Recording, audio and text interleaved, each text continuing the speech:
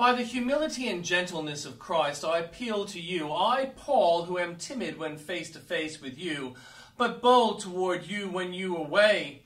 I beg you that when I come, I may not have to be as bold as I expect to be towards some people who think that we live by the standards of this world.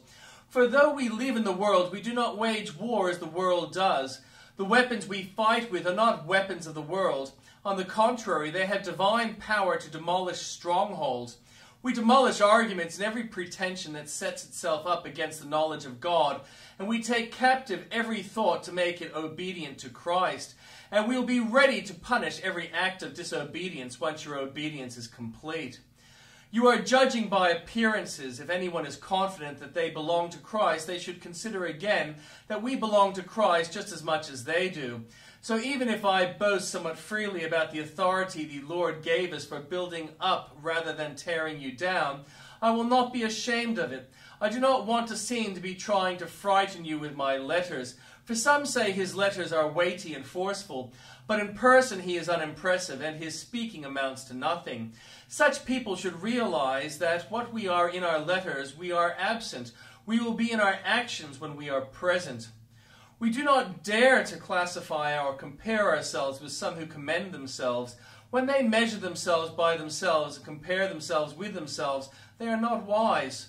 We, however, will not boast beyond proper limits, but will confine our boasting to the sphere of service God himself has assigned to us, a sphere that also includes you.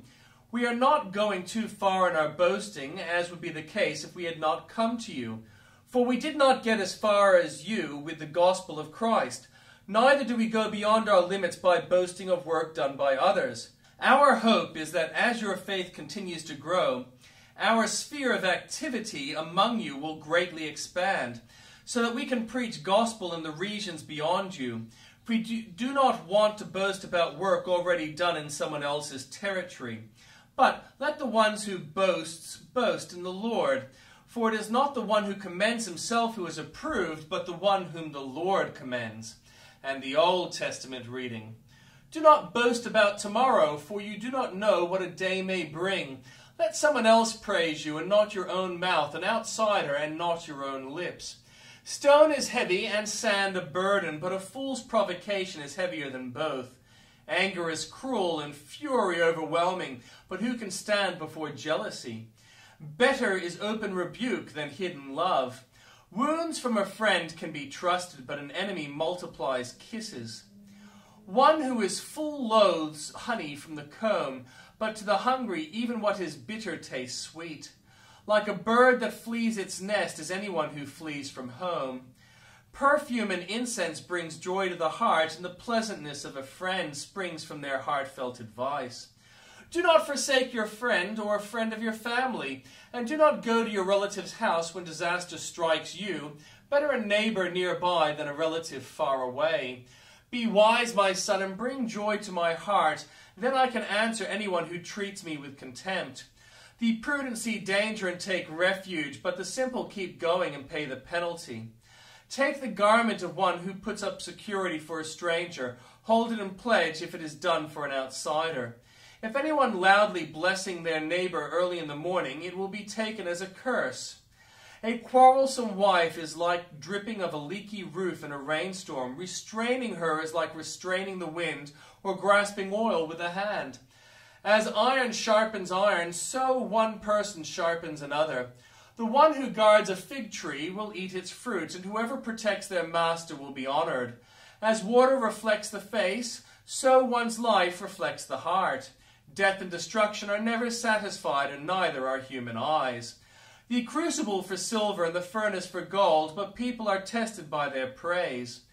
Though you grind a fool in a mortar, grinding them like grain with a pestle, you will not remove their folly from them.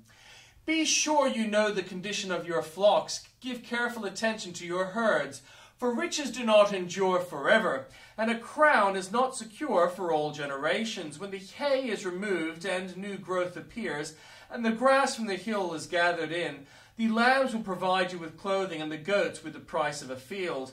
You will have plenty of goat's milk to feed your family and to nourish your female servants. The wicked flee, though no one pursues, but the righteous are as bold as a lion.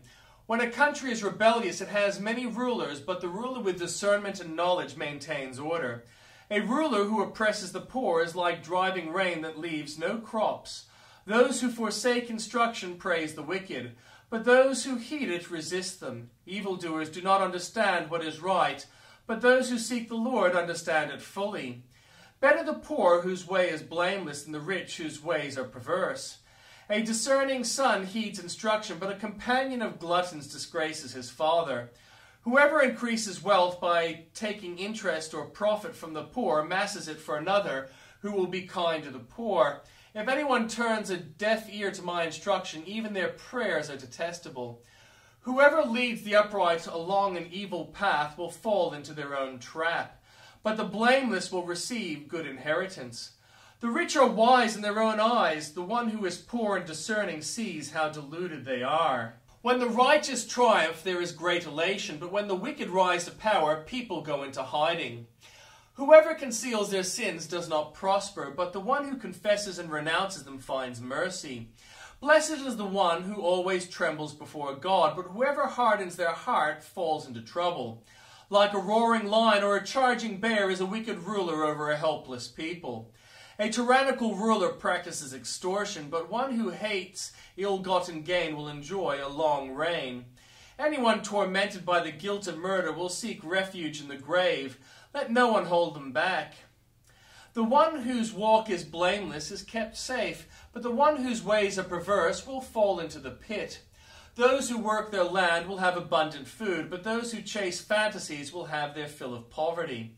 A faithful person will be richly blessed, but one eager to get rich will not go unpunished. To show partiality is not good, yet a person will do wrong for a piece of bread. The stingy are eager to get rich and are unaware that poverty awaits them. Whoever rebukes a person will in the end gain favor rather than one who has a flattering tongue. Whoever robs their father or mother and says it's not wrong is partner to one who destroys. The greedy stir up conflict, but those who trust in the Lord will prosper. Those who trust in themselves are fools, but those who walk in wisdom are kept safe. Those who give to the poor will lack nothing, but those who close their eyes to them receive many curses. When the wicked rise to power, people go into hiding, but when the wicked perish, the righteous thrive. Whoever remains stiff-necked after many rebukes will suddenly be destroyed without remedy. When the righteous thrive, the people rejoice. When the wicked rule, the people groan. A man who loves wisdom brings joy to his father, but a companion of prostitutes squanders his wealth. By justice a king gives a country stability, but those who are greedy for bribes tear it down. Those who flatter their neighbors are spreading nets for their feet.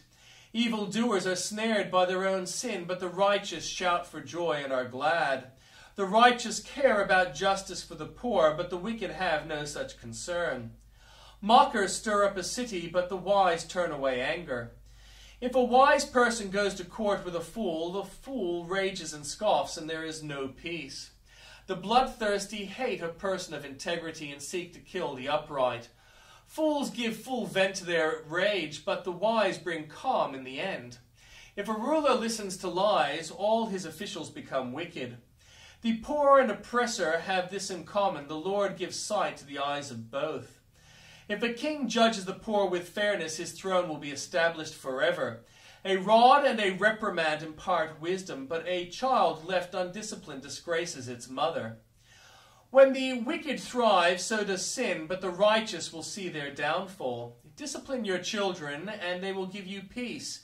They will bring you the delights you desire. Where there is no revelation, people cast off restraint, but blessed is the one who heeds wisdom's instruction.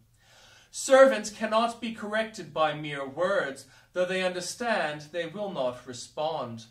Do you see someone who speaks in haste? There is more hope for a fool than for them. A servant pampered from youth will turn out to be insolent.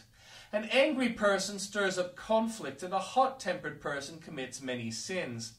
Pride brings a person low, but the lowly in spirit gain honor. The accomplices of thieves are not their own enemies. They are put under oath and dare not testify. Fear of a man will prove to be a snare, but whoever trusts in the Lord is kept safe. Many seek an audience with a ruler, but it is from the Lord that one gets justice. The righteous detest the dishonest, the wicked detest the upright.